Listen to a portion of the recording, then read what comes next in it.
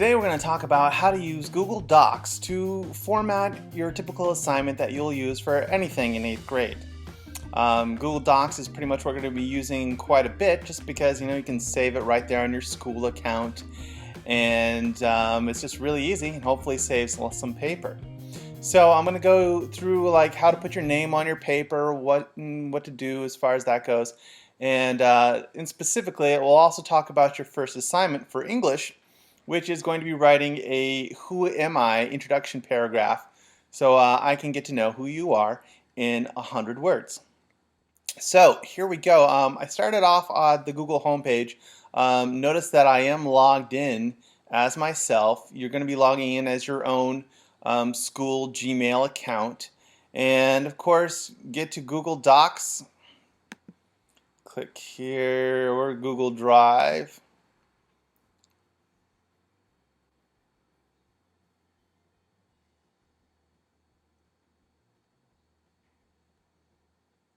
Okay, so here's my Google Drive right here. The first thing you're going to want to do is click this New button here, and New Google Doc. And this is going to bring up a blank document. First and foremost, what we want to do is we want to give our document a name. Give it a name that's probably the name of the assignment. That definitely helps. Since this particular assignment we're going to be writing this for is called "Who am I?"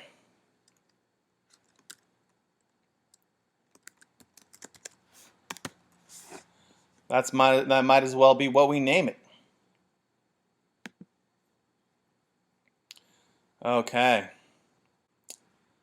Click on File and scroll down to where you see Page Setup.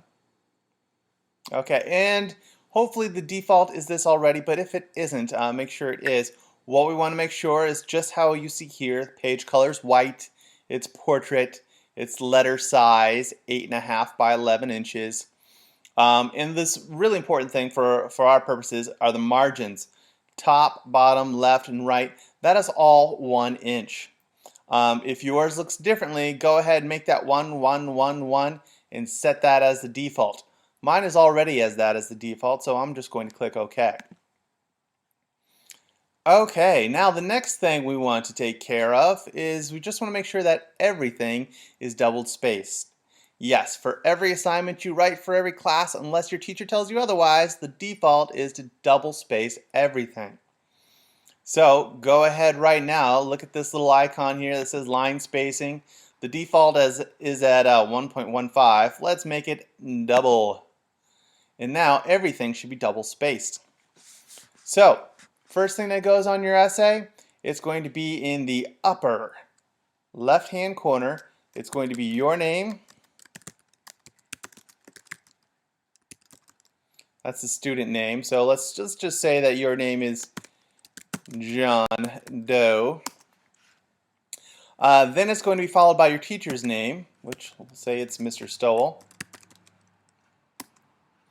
Followed by the class it's for, English. Let's say that you are in period 1. Just for sake of argument, put in your own real class. And finally, the date. Today is, let's say it's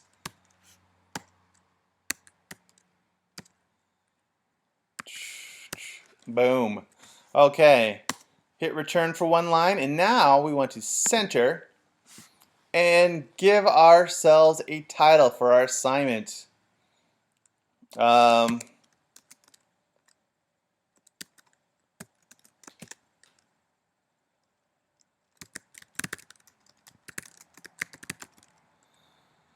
Try to be somewhat creative, or make it look cool. Actually, that should not be capitalized. Okay. Okay, now everything else is going to be regular justification. Don't forget to press Tab to indent every new paragraph, and then you're going to type away. Write a real paragraph. Now,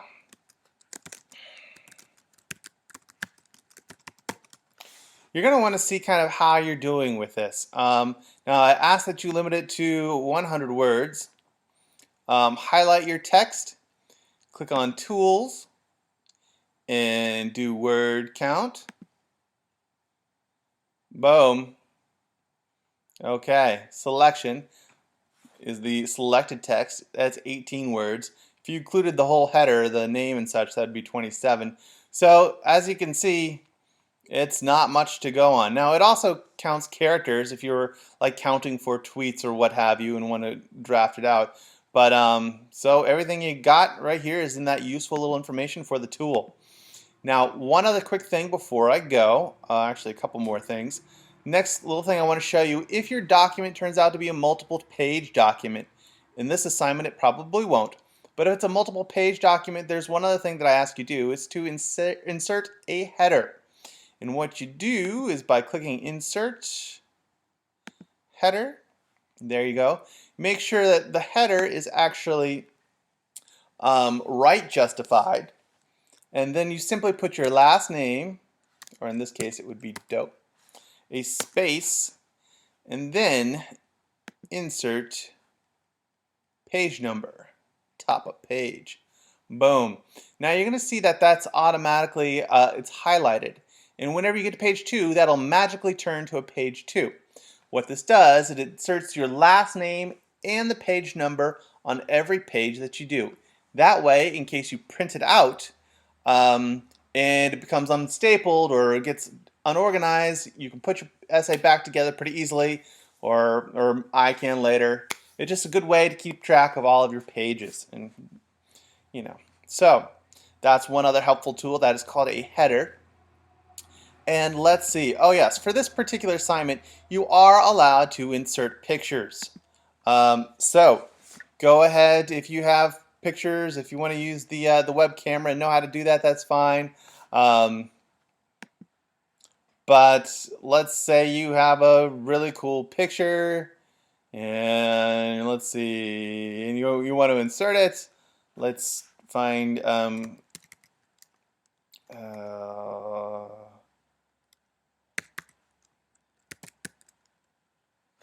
oh yes, kittens and puppies. Oh, isn't that cute? Okay.